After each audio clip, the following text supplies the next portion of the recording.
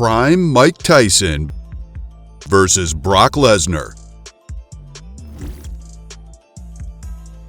Who wins in a boxing match? Mike Tyson and Brock Lesnar, two giants of the world of sport and two fighting legends.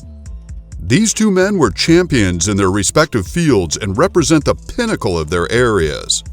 Tyson was an animal in the boxing ring, knocking out opponents for fun, and developed a reputation for being one of the most devastating fighters who ever went through the ropes.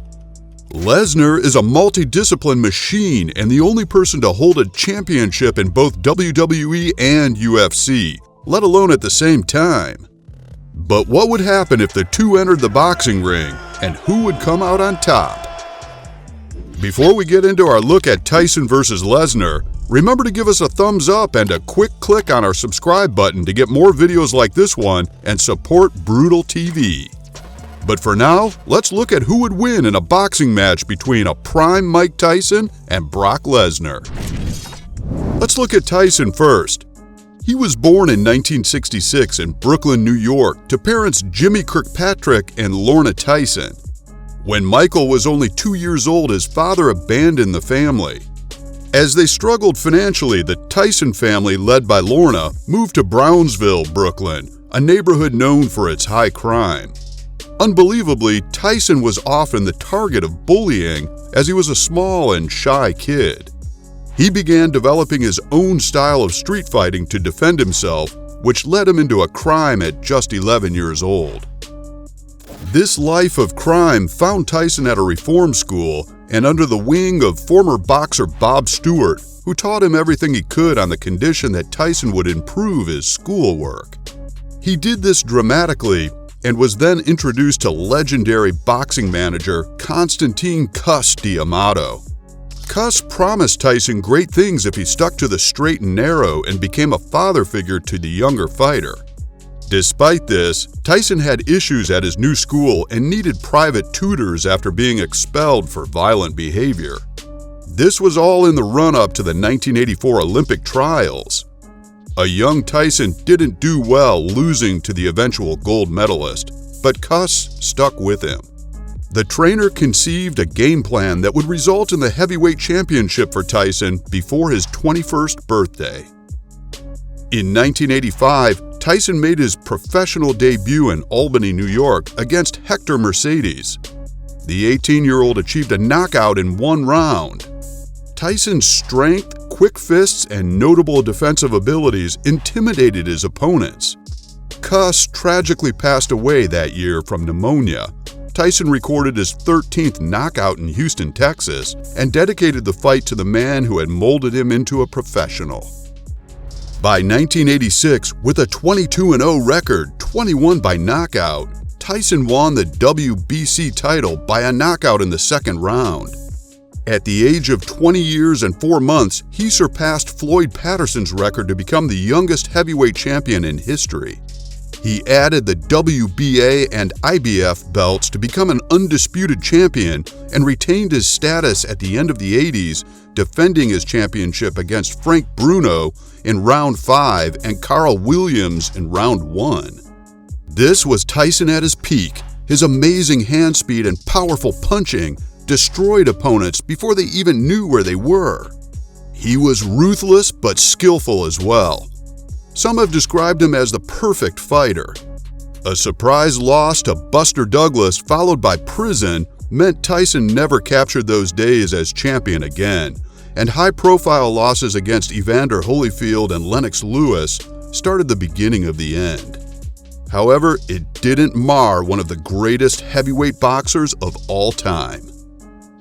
We're about halfway through our list now, and just a reminder to like this video and subscribe to Brutal TV for more top-quality fighting videos. Now on with our list.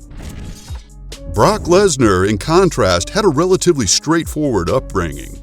He was born in 1977 in South Dakota to Stephanie and Richard Lesnar, who owned a dairy farm.